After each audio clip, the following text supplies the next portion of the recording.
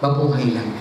Amen? Kaya ano nangyari? Nakilala po si Solomon, sabi dito, "And all Israel heard of the judgments which the king had rendered, and they feared and the king, for they saw that the wisdom of God was in him to administer justice." So makikita natin, grabe ang proteksyon na ginagawa ng nanay sa kanyang anak.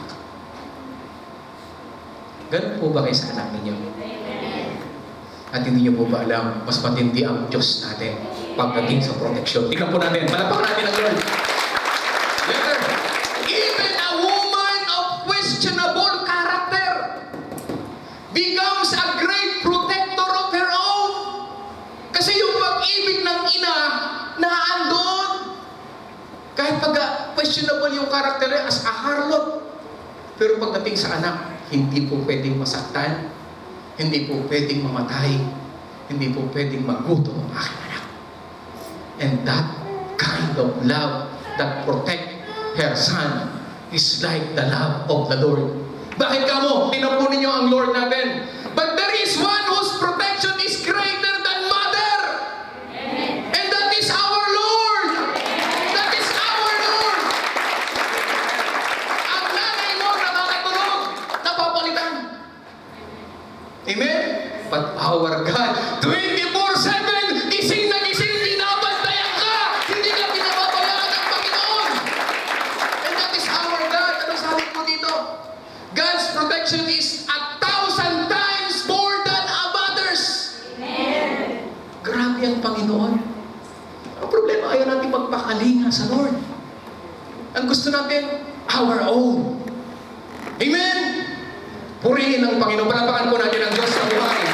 Hallelujah. Ang sabi po ng verse, Psalms 91 verse 1 to 4, "He who dwells in the secret place of the Most High." You are in the secret place of the Most High.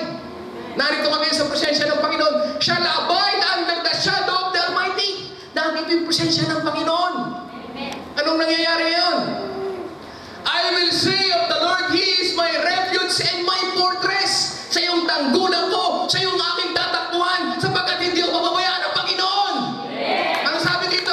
"My God, in Him I will trust." Ang Diyos natin, hindi tayo mababayaan. Akala mo lang pinabayaan ka. Hindi ka pinababayaan ng Panginoon. Kaya kung narito ka sa wings ng Lord, hindi ka magagalaw ng dyablo. Amen. Ano pa kasunod? Sabi dito, verse 3, "Surely He shall deliver you from the snare of the fowler." Kung may binabanta ang dyablo sa buhay mo, kung gustong sirain ng dyablo ang pamilya mo, just go to the wings and protection of God, and He will protect all your family. Hallelujah. And from the perilous pestilence, kung ang lahat ng mga nasa baryo ninyo pinipeste na, but if you are in God's hand, hindi ka pepestihin. Puproteksyonan ka ng Panginoon. Palakpakan nga natin ang Diyos na buhay. Hallelujah. Ganyan katindi ang Diyos mo. Ano ba? Verse 4, "He shall cover you." Kung gusto mo ng bodyguard, huwag ka nang maghanap ng iba. Sapagkat yung Diyos natin, nagsusugo ng bodyguard mo, ng mga anghel to protect you. Amen? And not only that, with His feathers, yung mismong presensya niya, and under His wings you shall take refuge, His truth shall be your shield and buckler. Ang ating Panginoon ang proteksyon natin. Saan ka patatakbo? Wala na pong ibang lugar ngayon na safe kundi ang presensya ng Lord. Meron ka natutulog sa bahay eh. Nabagsak ka ng ng ligaw na bala, patay. Umiinom lang ng kape, patay. Umiinom ng kape. Hindi siya namatay sa kape, ha? Tinamaan ng bala habang umiinom. Umiinom lang ng kape. Amen? Pero pagka nandun ang protection ng Lord, kahit pa maraming banta sa'yo, kahit pa may gustong pumatay sa'yo, puproteksyonan ka ng Panginoon. Hallelujah! Amen! is the God's protection. Amen? Pangalawa, ginagawa natin. There is no safer place to dwell than under the shadow of the Almighty.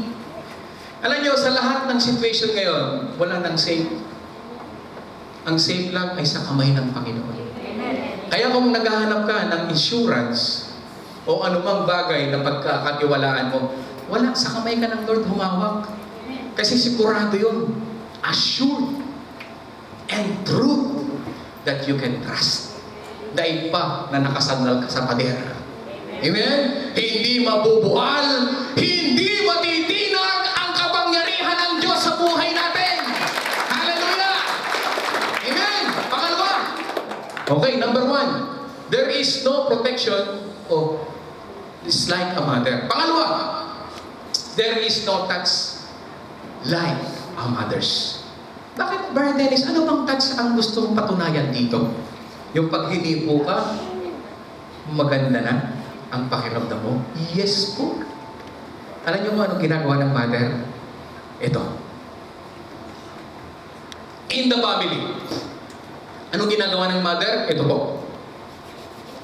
It is the mother who moves to kiss her child and make everything fine. Kapag ka umiiyak yung bata, anak, halika, come to mommy, come to mommy. At alam niyo kapag humalik na yung mommy, feeling niya safe na yung anak niya. Ganon katindi ang nanay mo. Anak, ano mang problema? Halika, halika. Alam niyo, yung yakap lang ng nanay mo, yung halik lang ng nanay mo, tanggal na ang problema mo. Panapakan natin ang Panginoon. Hallelujah! Amen! Nangyari ba sa inyo yan? Yung mga bata kayo, ngayon matanda na kayo. Nagpapahalik pa ba kayo? Yung iba kasi tumanda na kayo mo pahalik eh. Kasi pag nakita daw ng kaibigan, ay mama's girl. Ay, ano to? Tawag doon? Mama's boy. Nahihiya, pero alam niyo po ba, ang halik ng isang ina, napakasarap. Amen? Yung iba hindi showy. Alam niyo, nung umuwi ako sa Pilipinas, ako, lumaki ako, hindi ako masyadong showy. Hindi ba ako yung palambing-lambing, pahalik-halik sa nanay ko. Para kasi ako, masyado akong hindi showy pagdating sa nanay. Pero alam nyo, nung umuwi ako, nung hinalingan ko yung nanay ko, ramdam na ramdam ko yung pagkasabik niya. Yung mother ko naman, mahihain din. Ayaw niya nang hahalik siya at ayaw niya magyayakap siya. Pero alam nyo, pag sinabi ko, Nay, mahal na mahal ko kayo. Hindi nyo lang halata. Pero totoo, mahal na mahal ko kayo. Pag yun yung father ko, alam nyo, dapat ngayon pa lang iparamdam mo na. Kasi isang araw hindi yung makikita, baka wala na siya. Alam nyo, minsan tatalo kami ng mother ko eh. Sabi ko sa mother ko, Nay, bantayan nyo naman ang mga anak namin. Baka marami nang liligaw na dyan. Ano lang mga anak ko po, baka dalaga na. Eh, may mga nanliligaw na. Sabi, meron daw boyfriend. Tinanong ko naman yung anak ko, hindi pa naman daw boyfriend. Okay, ikaw paniniwalaan ko. Pero ang gusto ko, wala mo ng boyfriend. Amen? Ay, marami nanliligaw eh. Pero alam niyo po ba ang nanay, yun ang takbuhan eh. Ayaw magtapat sa akin, doon sa nanay-nanayan niya napunta. At yung kasawat yung nanay niya. Nandiyan po. Pinayagan, o sige, pakainin mo sa labas. Paalam, hindi nagpaalam sa akin. Doon sa nanay nagpaalam. Oh, nanay naman, si Mrs. naman sabi niya, sige, ilabas mo, isama mo yung mga anak, yung mga kompletong anak ko ha. Abay, parang mamay na lumabas. Ginastusan talaga para lang makuha yung... Pero hanggang ngayon, wala akong likes. Pag nag-post, nanaandun yung mga ano, hindi ko nila-likes. Kasi ayoko pa magkakaroon ng boyfriend ng anak ko eh. Amen? Ganyan pa lang tatay. Ay, pero yung 14 years old pa lang eh. Ay, ang laki ka. Kasi laki ko na yung tatay. Amen? Ay, alam nyo, ganun. At sa nanay, ganun din. Ewan ko ba kaya lang ang nanay, konting malambing, ang lambot ng puso eh. Hindi ka tulad. Sino dito mga tatay? Kahit lambingin mo yan, no! Hindi po pwede! Pero nanay, no, please. Sige na nga. Ganyan ang nanay. Amen? Ano pa? Pangalawa. Sabi dito, she is the one who is up through the she sits and watches, there to provide whatever is needed. Alam nyo, ang tatay, bihira kung umangat yan eh. Pero ang nanay talaga hindi mapapalagay. Kapag tinitingnan niya yung kanyang anak, naku, isa ka na naman. Grabe, ganyan katindi ang nanay. Pangatlo, fathers who know when our children get hurt, they look to their mother for comfort. Alam ng mga tatay na kapag nasasaktan ng anak, ang tinatakbo kagad nanay. Kasi, yung tatay, bakit nagpaapi ka? Binalatan mo sana. Ganyan kumisa ang tatay, no? Pero ang nanay, ba't hindi ka lumabad? Bakit may black eye ka? Siya wala. Ganun ang tatay. Di ba ganun tayo kumisan? Pero ang nanay, bakit naman? Anong nangyari? Sinapang po ako. Anong tahimik lang po? Pinatukan ako. Pero alam niyo, kapag kinomfort ng nanay, alam ng tatay, ang takbuhan talaga ng bata, nanay. Amen? Kasunod, the touch of God. Alam niyo po ba ang touch of God? Parehas din ang touch ng mother. Tingnan niyo ang touch ng God. Number 1, His touch healed the sick and the lame. Kapag lumapit ka sa Lord, kaya kang pagalingin. Kung lumpo ka, kaya kang palakarin. Palapakan natin ang Panginoon. Ano ba? His touch brought sight to the blind and hearing to the deaf. Pag lumapit ka, bulag ka, kaya kang pakitain ng Panginoon. Kapag pingi ka, kaya kang makarinig ng Panginoon. And that is the touch of God. Hallelujah! Ano ba? His touch brings strength to the weak. Kung nangihina ka, itaas mo lang ang kamay mo, sabihin mo, Lord, nangihina ako, palakasin mo ko. And that strength will come from our Lord. Hallelujah! Ganyan katindi ang touch ng ating Lord. Ano ba? His touch brings blessings. Kung wala pang pera ngayon, mamaya itatouch ka. Yung bulsa mo, magkakaroon ng pera. Bakit Brad Perez may babagsak? Hindi! On the way na ang blessing ng Lord sa iyo! If He touch you! Amen? Ganun ang Lord. Ano ba? His touch will affect your walk with Him. Once na lagi kang tinatouch ng Lord, nababago ang buhay mo. Nababago ang buhay mo. Binabago mo ako araw-araw. Binabago mo ako. Ganun ang touch ng Lord. Amen? Bakit? Ang sabi dito, it may look like your situation is never going to change. Parang feeling mo hindi na magbabago, mahirap na talaga ako. Bobo na talaga ako. No! Ang sabi ng Lord, but in the split second, God can completely resolve it. Ganyan katindi ang Panginoon. Kung akala mo walang mangyayari dahil lahat ng bagay, lahat ng resources ay nangyari na. But in a split of a second, if God touch you, He can change your life. He can resolve your problem. Ganyan katindi ang ating Panginoon. Hallelujah. Saan ka patatakbo? Sa Lord ka na ito. Amen. Kasunod. Number 3, the last body. There is no forgiveness like a mother's. Bakit ko nasabi? Tingnan po ninyo. It is nearly supernatural. Parang hindi mo kayang ipaliwanag ang pagpapatawad ng ina. Amen? Tingnan po ninyo.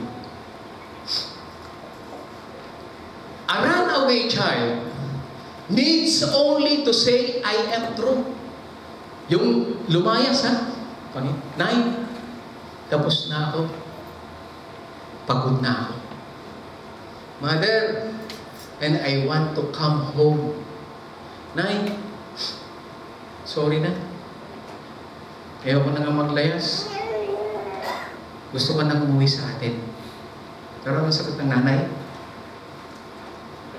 and the mother will clean the house. Prepare their favorite meal. And welcome them home. Alam nyo, Sino dito nakaranas na maglaya sa bahay niya? Taas ang kamay. Brother Joel, ayan yan. Mga layas kayo. Amen? Alam niyo yung mga naglayas, dahil ewan, ayaw mong pasakot sa pamilya. Pero alam niyo, nasubukan niyo ba, pag sabi mo sa nanay, babalik na po ako. Anong ginawa ng nanay mo? Ang sabi pa nga sa mga kapatid mo, ayusin niyo yung higaan ni Dennis, ha? Si Dennis pala yung naglayas. Ayusin niyo yung higaan ni Dennis, ha? Kailangan, palta mo yung unan, pagdan. Talagang, tinong baka may surot yan. Pagantay mo. Ano nga ba paborito ni Dennis? Payampit, kari-kari. Iluto natin ng kari-kari. Alam niyo na. Kari-kari. Amen. Iluto niyo. At darating si Dennis. Masaya na naman ang pamilya natin. Palapakan natin ang Panginoon. Amen. Kaya ang nanay. Pagdating mo, hindi kasi sisihin. Kasi ikaw ang tigas ng ulo mo. Hindi ganun ang nanay. Pagkatapos doon, hindi mo ka naman paliwanag, anak. Na-realize mo na ba na mali ka? Opo, nay. Sige na, kumain ka na. Andyan yung paborito mo. Kare-kare. Ang daming mani yan. at saka ano, pechay. Okay? Wala pa natin ang Lord. Amen! Kasunod! Sabi niya number 2, she is ready to forgive and believe. Ready to forgive and believe that they are going to do right. Even though they may do the same thing 1,000 times. Kahit paulit-ulit mong ginagawa. Naikwento sa akin ni Sister Soul, yung kanyang kapatid, grabe ang drug addict. Lahat, ibinenta na yung lahat ng, ng gamit sa bahay. Alam, pabalik-balik, ang nanay niya. Nagkakaaway pa silang mag-ina, si Sister Soul at saka yung nanay niya dahil dun sa kapatid niya na drug addict. Pero alam niyo, kahit gaano karami yung kasalanan na ginagawa niya, once na lumapit yung anak, andun ka agad. Sige na anak, sige na, magbago ka. Ang nanay, laging may pag-asa na mababago ang anak. Naniniwala ko lahat nagsasabi na wala nang pagbabago yan. Sagad sa buto ang kasamaan yan. Pero alam niyo, ang nanay, hindi. Isang araw, yung sagad sa buto na yan, hanggang taba na lang. Hindi na sagad sa buto. Amen? Amen? At alam niyo po ba, ang nanay punong-puno ng pag-asa. They are believing and they are always forgiving. Ganyang katindi po ang nanay. Salud po kami sa inyo mga nanay. Palapakan na nga natin ang mga nanay. Hallelujah! Kasunod! Number 3, she will have the same faith and forgiveness for her child. Parehas din. Kung ano-ano yung isinasabi nung anak na kasalanan, pinaulit-ulit din, paulit-ulit din siya. Anak, kung natatawag na kita, huwag mo nang isipin yun. Tapos na yung kalimutan mo na eh. Nanay, pang 30 higo ng sorry ko sa inyo. Okay lang. Ganun ang nanay. At sabi dito, in her eyes, they are always the same little boy or girl with those big eyes and adorable smile. Kahit na mukhang kulubog na ang mukha mo, ang tingin pa rin ng nanay mo sa'yo, yung anak na isinilang niya. Yung naaalala niya yung hirap na dinanas niya within 9 months at biglang manganganak ka at makikita niya yung uha mo, yung pag-iyak mo, lagi yun ang nakikita sa mukha mo. Kahit pagkaano kadami ang kasalanan mo, laging yun ang naaalala niya. Dinanas ko ang 9 na buwan na pag-aalaga sa'yo dito pa lang. At alam mo ba, ang sakit umiri. Bakit, Brother Dennis, dinanas mo ba? Hindi po. Pero nakikita ko grabe sa pelikula talaga pag umiri. Amen? Pero alam niyo, ang isang nanay, ang tingin niya laging bumabalik sa kanyang alaala, yung kanyang panganganak sa bata.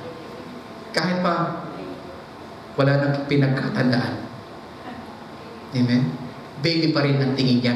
You are always my baby. Palakpakan natin ang Panginoon. Hallelujah! Ano ba? Ang sabi dito, last, God's forgiveness is supernatural. Kung ang mother is like a supernatural, pero ang God natin, grabe supernatural ang forgiveness. Alam niyo kung bakit? Tingnan po ninyo. God pardons like a mother who kisses the offenses into everlasting forgiveness. Alam niyo, yung pinanood natin kanina, sa 5 beses lang sa isang araw na ginagawa mo kasalanan at umabot daw ng 1 taon, grabe yun. Halos taklog na talaga.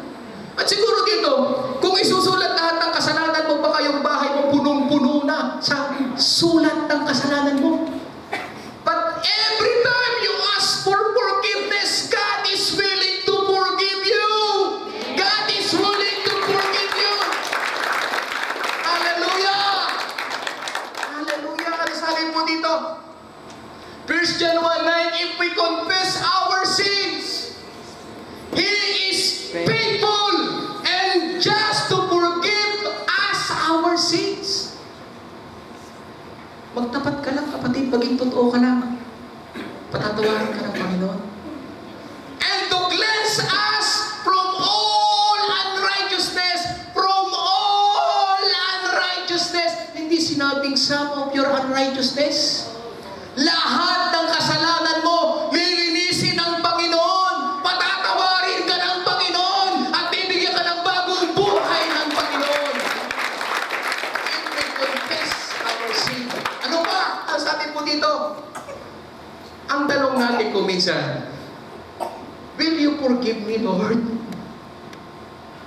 Will you forgive me, Lord? Ayun.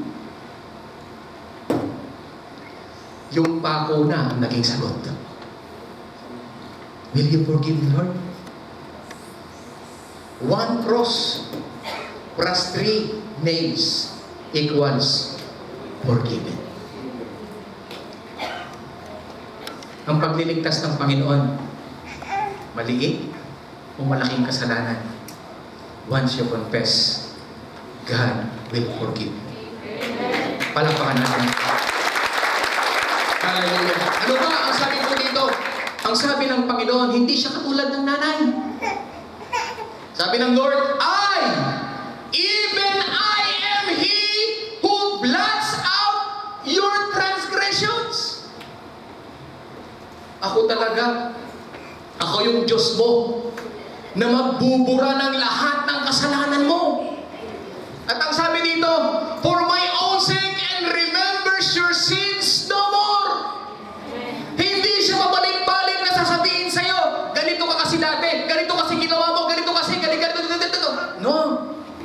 Kung ang tao hindi makalibot sa kasalanan mo, once you ask for forgiveness, God will forgive you and cleanse you. Ganyang katindi ang ating Panginoon. Amen? Kung akala mo, grabe na yung nagawa mong kasalanan, at ang akala mo, hindi ka na patatawarin ng Lord, nagkakamali ka, kapatid. Dinadaya ka lang ng dyablo. Once you come, kaya nga ang sabi ng Lord, come. Come. All ye who have heavy ladens, and I will give you rest.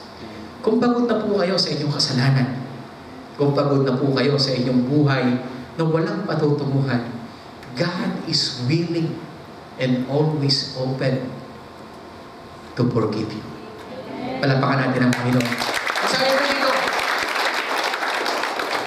some of us may have come to the church today with some baggage. Siguro sa atin dito, nagpunta kayo dito, pero may mga baggage kayo sa buhay ninyo.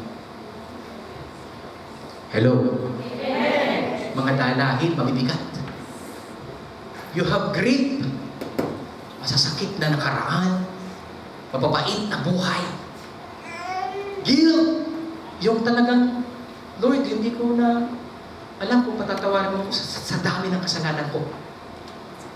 resentment, yung mga pagsisisi mo sa buhay mo dati, dapat ganito ang ginawa mo, dapat hindi ko pala ginawa ito, dapat pala ganito. Pero alam niyo, sabi dito, I want to remind you, brothers and sisters, ang sabi po ng Panginoon, that the Lord we praise and worship this day specializes in forgiving.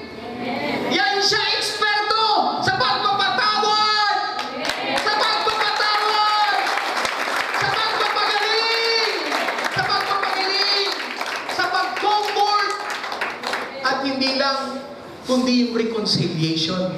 Yan, eksperto ang Diyos natin. Kaya ngayong umagang ito, mga kapatid, kung inaakala ninyo na hindi kayo papatawarin ng Lord, willing and open po ang ating Panginoon. Nasabi po dito, let's think of this room as the check-in counter of the airport. Isipin po ninyo, nanapin tayo sa airport. Sino dito nakauwi na sa Pilipinas? Siguro lahat kayo nakauwi na sa Pilipinas. Hello. Alam niyo po ba, pagdating mo doon, kailangan pag-check-in mo, yung baggage mo, ibibigay na. Amen? Ang maiiwan na lang daw, yung iyong, hand carry. At alam niyo po ba, ganito rin ang ating Panginoon. Think of this as a good place to leave your baggage today. Alam niyo po ba, mga kapatid, mahirap na dalahin ang baggage. Nakaranas ba kayo na ang tindi ng bigat mo? Tapos ang dala-dalawa pa, sobra-sobra. 60 kilos. 80 kilos. Pero ang sabi ng Lord, come unto me, all who have heavy laden. Yung lahat na mabibigat, hindi ko alam kung gaano kabigat ang dalahin nyo ngayon. Ang Diyos lang po nakakaalam ng dalahin nyo ngayong umagang ito. Hindi nyo kayang itago sa Diyos. Sa akin pwede nyo itago. Pero sa Diyos hindi mo kayang itago. At alam na alam ng Diyos ang dalahin mo. At ang sabi dito,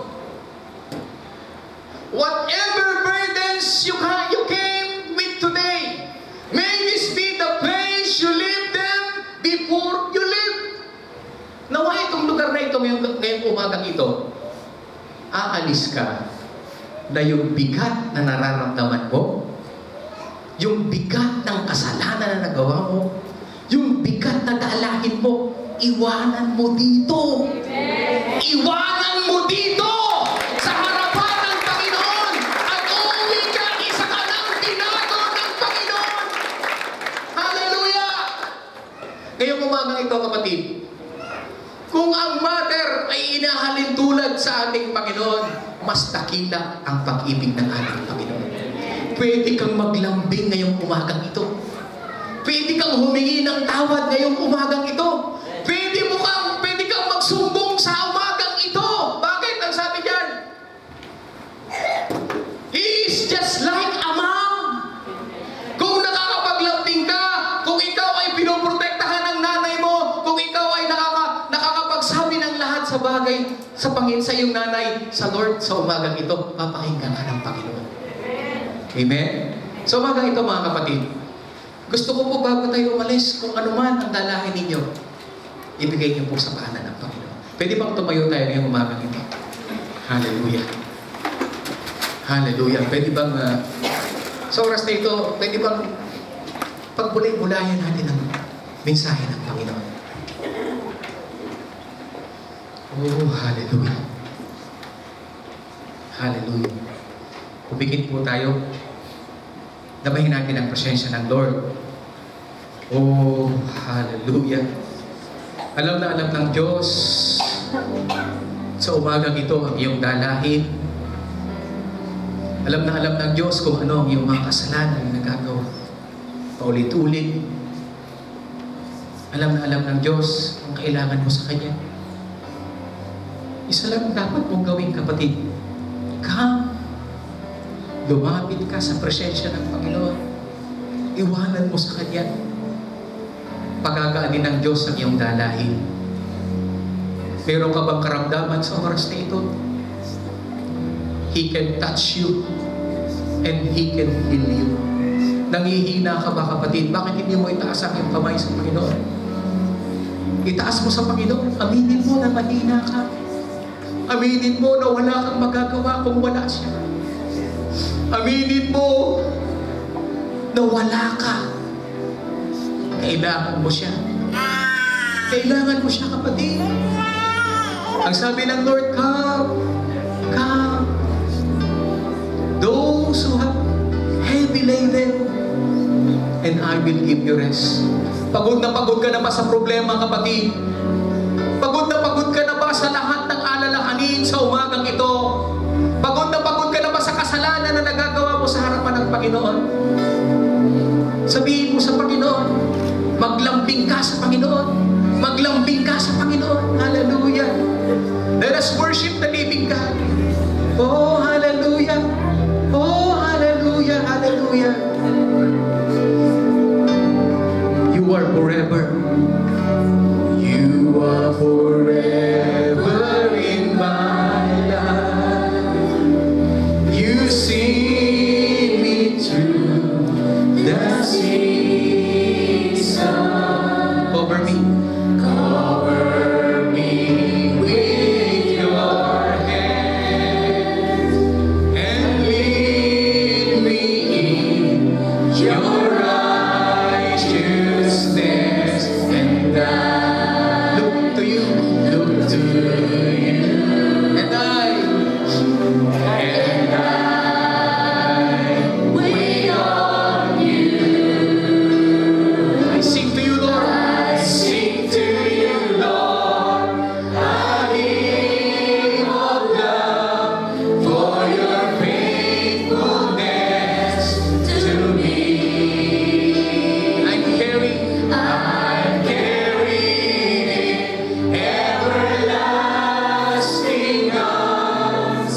You'll never let me go. Through it all. Sino man po sa oras na ito ang gustong maglambing sa Panginoon? Sino man gustong magsuko ng kanyang buhay sa Panginoon? Pwede bang lumapit kayo sa harapan ng Panginoon? Ipakita niyo sa Panginoon na lumalapit kayo. Ipakita niyo sa Panginoon na isinusuko niyo ang buhay niyo sa Panginoon. Narito po ang altar sa harapan ng Panginoon. Hallelujah! Hallelujah! Sige po! Lumapit ka sa Panginoon. Isuko mo